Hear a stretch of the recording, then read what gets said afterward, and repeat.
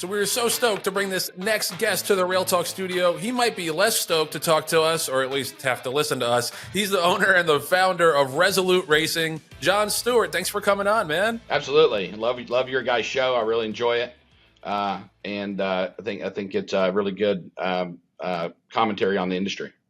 Oh, we appreciate it. And we appreciate you taking the time to come on. Let's start with this. You know, one thing I like about you is that you're a good marketer. And I think that's something that the industry needs a bit more of. And to that end, last Thursday night, you did a live stream talking about your mating plans for 2025. This is usually something that happens behind closed doors and contracts and conversations. Just tell us a little bit about first of all, what made you want to do that? And then secondly, the feedback or the response that you've gotten from that. You know, when I first got into the industry, I didn't really realize how much fans tracked the horses after the races. And, when I bought Goodnight Olive, and I was kind of inundated, on social media, with people, wanting to know, who should we be mate to and all these different things. And so, as being a racing fan myself, I'm just trying to be more transparent with the fans and give them more experiences and let them kind of, tell me by the viewership that we get, or, the likes that we get on the content, what they like to see and what they want to see more of. And, we've been transparent on prep sessions for sales, and like we did at Saratoga, and we wanted to do the mating. I had the idea kind of off of the college kids picking their college in basketball, like, their selection, they put the hats on and, decide this is the school I'm going to go to or whatever. And so we wanted to do something like that for the fans to make it fun. And, just wanted to try something. And, we had some audio issues and, we had some other things, that didn't go perfect, but we had 3,000 people watch it live. So, pretty exciting for that. Yeah, no doubt about it. And the transparency is great, especially with a breeding program like yourself. You mentioned, we're not going to go through each one individually because I know you went through it in great detail on your show. But it seemed like you landed on a couple of stallions that are commercial, obviously with Justify and the likes. And then you went out of the box a little bit, and you're breeding 4 mares to complexity. Yep. I think you're breeding 4 mares, all Ghost Sapper mares, to Seize the Gray. Yeah. And then you had a couple other mares that, like I said, that were going to Justify and everything. What was the thought process behind breeding mares in a clump to complexity, and then in 3 or 4 of the same type of mare, meaning a Ghost Sapper mare, to Seize the Gray? Well, we do some like leading indicators on some of the stats on, the horses, and really think complexity's on the rise. He was, really over the summer did really well. Yep. And we bought a couple of complexities at the July Fasig-Tipton sale before the prices really started to go up. And then I ended up buying 10% of him. Ended up buying 4 shares of him, because I was that big a fan. I bid on his share at the Fasig-Tipton sale in Saratoga. And, like what he's done in Europe as well as in the U.S. And, just think that, he's kind of up and coming. About 80% of my program's turf. Mm-hmm. And, I think he lines up well for that. We don't have a lot of, turf stallions, or what you would expect to be turf in the U.S.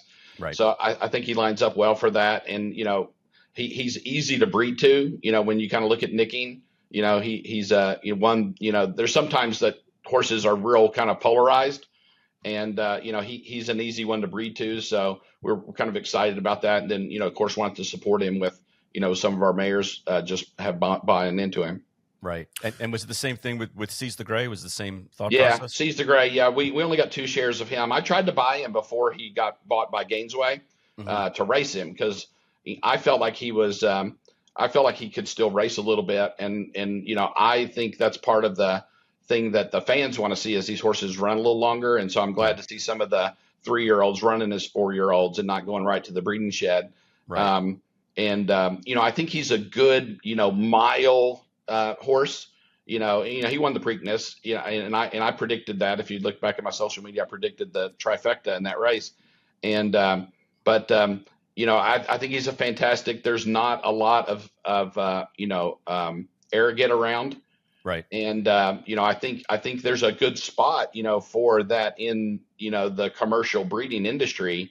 And his book's already got 178 covers in it this year and still climbing. And, look, last year when I bred the mares that I had 30, I got called out for not supporting some of the newer stallions. And so, I take a 2-time Eclipse winner and Breeders' Cup champ and send her to Seize the Gray. Then I'm getting called out for, not doing her just, and so, it's those kind of things that makes it exciting for me, is to try new things. And, either I'm going to be a genius or an idiot, with it. And I can take it either way. Yep. Yeah. And on that note, let's talk a little bit about your broad business plan, because we had Mike Repole on the show, and he made a couple cracks, and maybe we made a couple of cracks about waiting for the dispersal, because we've seen it a lot. We've seen people come into the business guns blazing, and then 2 years later, their stock is being dispersed. Contrary to what it may seem, we're not rooting for that. We like people coming in and spending a lot of money. That's what sustains the industry. So you obviously have studied the game. You have seen other people come in and spend a ton of money and then be out of the game a couple years later. What can you tell the audience that you're doing differently to make this sustainable for the long run? Well, I mean, first of all, I'm not a newcomer to the sport. People, I'm a new owner.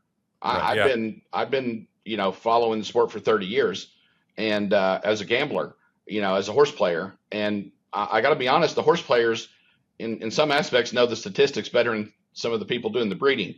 No question. And so, I'm like, I have full on algorithms and systems that I use for, picking horses and things like that. So, it's kind of just, it's not like I'm just emerging. It's just, I'm going more in depth, getting more involved like some people do. Everybody kind of came in to the industry with one way. I have the same enthusiasm everybody has that first gets into the industry. I just happen to have done it at a point where I have more resources than most people have. And so I'm doing it with the resources that I have available, just like, somebody that's buying claimers, starting out, they're buying what they can buy, and they're trying to maximize and get the best quality that they can in their budget. And it's just, my budget's bigger because I'm coming into it at a point where I have more resources, and I'm an investor at the end of the day. And so I do see the horse racing industry as right for investing. When people are really down on an industry, even people in the industry itself, I've made a lot of money in situations like that. So, and I'm not an expert on every industry I invest in, with my private equity firm, but, I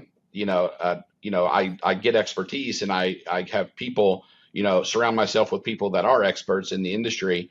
If people are going to wait for my dispersal sale, they're going to be sorely disappointed. If people think I've done stuff in a large way at this point, they have no idea what I have planned. I've just bought another 500 acres to add on to my farm, in Midway, to build the perennial state-of-the-art training facility in the world. It's gonna put all of the other training facilities, as far as technology and facilities, right. It's going to be the most technologically advanced training center for thoroughbred horse racing anywhere in the world. Yeah. And that's interesting, John, because, we, before the show, Joe and I were watching previous interviews that you did. And last year, a little more than a year ago, when you were on another podcast, you talked about, hey, everyone goes and tries to buy colts. I'm going to try to buy fillies and stay on the turf. And we're not going to be in the training business and stuff. But you must see opportunities as they're availing themselves, and as this game is unfolding. Even though you've been, a fan and a gambler in the business, it's different when you're writing checks, buying horses. What opportunities are you seeing then, where you're saying, I can build a better mousetrap and have a better training facility here than anywhere else in the United States? Well, look, the number one reason I got into the sport was not to win anything or make any money. I will do that, but it's going to be a byproduct. I did it to advance the sport, because I live in Kentucky. It's a big part of the local economy. I've seen the amount of the local economy that we've just let go out of the state to Florida, to a lot of the training now is done in Florida. I've got half of my 2-year-olds down in Florida right now because there's just not adequate facilities here to train the horses. And then when I got on this side of the business, I was really surprised at the lack of the use of technology. And I'm talking about genetic technology and, AI and machine learning and those types of tools Right. you know, in the industry. So when I see that, like, you know, I tell the people this all the time. I was under the impression that these horses were treated like world-class athletes, Right. but they're not. They're treated like farm animals. Mm-hmm. Mm-hmm. Like, and so we expect them to compete at a level like we do a world-class athlete, but we treat them like farm animals. Like, we Right. don't even know how much food the horse gets every day. Right. And so, you know, like, you know, and when they're in the trainer's barn, you know, you get and again, you know, just like any industry or any business, you know, you get pissed off guys on the assembly line because they're mad at the union, then you're going to get poor quality cars. Right. You get pissed off guys on the back of the track because the living conditions are bad, the pay's bad, they can't go to the doctor and the health insurance. Who are they going to take that out on? They're going to take it out on the horses. Right. You know, and not as, I'm not meaning they're going to abuse them, but, you know, look, this horse is supposed to get, you know, a scoop and a half of food, but, you know, he tries to bite my head off every time I go in the stall. And so if I'm not feeling good today, maybe I just don't give him any food today. Right. Right. And who knows that other than that person?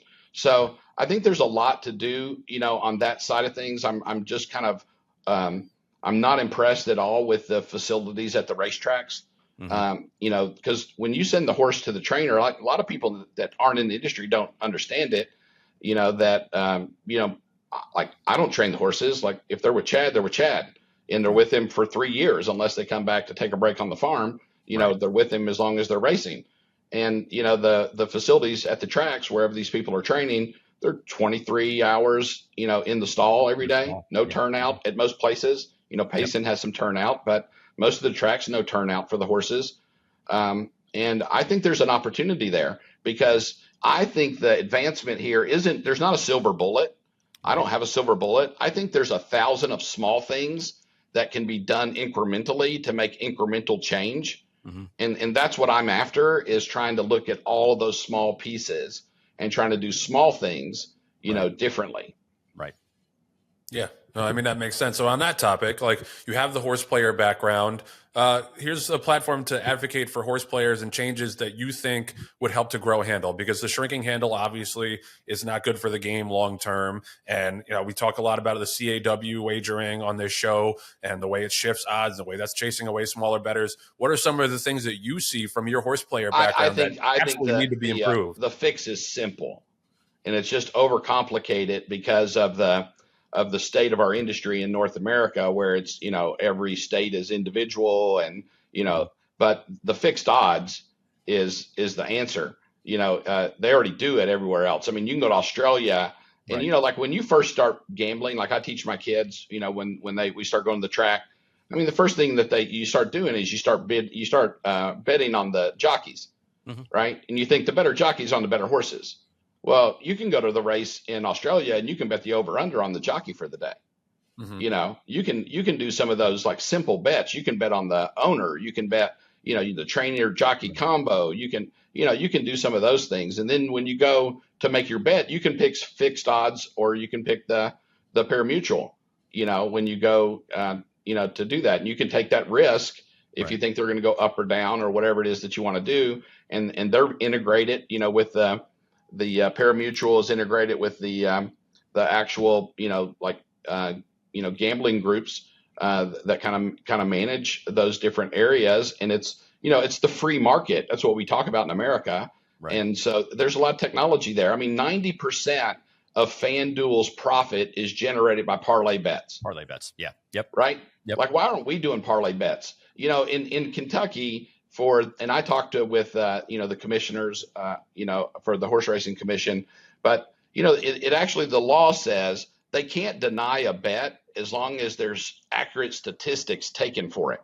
Mm-hmm. And when you look at all the statistics that we have now, you know, in the sport, like, you could do a parlay bet. Who's leading the first furlong? Who has the quickest time? What's the pace of the race? You know, all these different things. And young people, they love the parlay bets. Yeah. You know, you go to a college campus, they're not betting the win. They're not betting the spread. They're betting a $10 bet that they can win $500 on, you know, if they hit, you know, 6 or 7, you know, items. We could do the exact same thing, and we could make a massive amount of improvement in the handle without even changing the ratios that are currently going into horse racing. Right. And because you increase the volume. and then that's a way to attract in the younger gamblers into the sport. I mean, horse racing is the only sport on the planet that you can bet on 24 hours, 7 days a week. So the gambling industry they can say what they want to, but they need horse racing. Right. I mean, the NBA is kind of next with the number of opportunities to bet, but the NFL doesn't drive, a lot of opportunity. There's only 18 games, so, they need horse racing. It's there 24/7. I know people that get up in the morning, they're betting on, the European races. They bet all across the U.S. and then go to bed betting into Australia and Japan. Oh, so you follow Joe on you have Twitter. A camera on me? You have a camera on me in my house? Because so anyway, I think that's the answer. And, it's already there. Like sometimes the best answer is the one that's in plain sight. Right. And there's no pride of authorship. Like who cares? Who cares if we copy somebody else's idea and execute on it? But that has immediate impact on the situation in California. That has immediate impact everywhere, is to just embrace that fixed odds and the parlay bets, into the game, and then use that to, and partner with FanDuel and the other, providers, DraftKings and, these other guys to go attack these younger audience of bettors and educate them on the sport. Because, if you do even fantasy football, you start getting into statistics. Like I don't do fantasy football because if I can't do it 100%, I won't do it. And I would have to get all into the statistics and everything to want to do it. And so I pick and choose what I do very well, very closely, because I have to commit everything to it to do it. And in this situation, like this, to me, this is a no-brainer. Yep. Also, lower and standardized takeout, but I know that'll probably never happen. But it's worth. Yeah, it's but worth if you raise the overall prize purse, I mean, you got to look at the volume that parlay bets would drive into the horse race industry. It's not a small number. Right. Yeah. Right. It's a massive number, and and look, I mean, at the end of the day, it's got to be good for everybody. The tracks have to make business. They have to make a profit. It has to be a business. People don't like it, but that's the case. What the solutions that we have to have in the industry have to be good for everyone. And here's the other thing. Everybody wants solutions and nobody wants to pay for anything. Mm-hmm. Right. Yep. And so it's going to cost everybody in the short term something. Right. And you can't find anyone right now that's willing to put their own money on the table, including your guest from December. Mm-hmm. Like it's one thing to kind of demand everybody to do everything, but I've only been in the industry a short amount of time. I've probably invested more than $2.5 million in aftercare. Right. Right. I mean, I use the attention I get as an owner, and I'm not bashing anybody either. I'm talking positively. Sure. People on social media are saying, well, why does John have twice as many followers as, X or whoever? Well, It's because I'm not speaking negative about people and talking negative. I'm trying to talk positive about the things we're doing. I'm trying to be transparent about, what's going on. Do I talk up my horses? Of course I do. That's fun. I don't bash anybody else's horse. Right. It's not me winning at the expense of somebody else, but I think the sport is showing that people kind of like, the fact that, I was, talking, and did a whole campaign before we went to Japan for Goliath. And, he got 6th place over there. We still won $500,000 because of the incentives, to go over there. We got not one negative comment on social media from any of the Japanese racing fans. Right.